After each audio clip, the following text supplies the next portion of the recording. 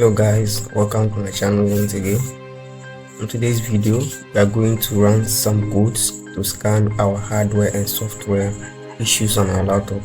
You press your Windows key, then you search CMD. So when you search CMD, you run as administrator. You press yes. This is how we go.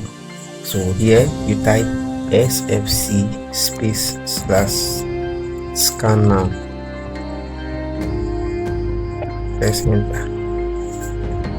So this is going to scan through both your hardware and software and delete all the junk files and viruses in your laptop.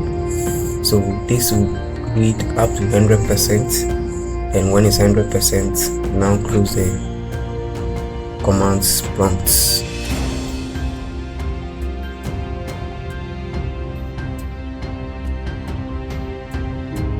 We are going to run the same code at the same place, so you already know the procedure, guys. So press on the Windows, type CMD again, run as administrator, click yes, and then this is where we are back again. So the code we are going to run is you type chkdsk, press enter.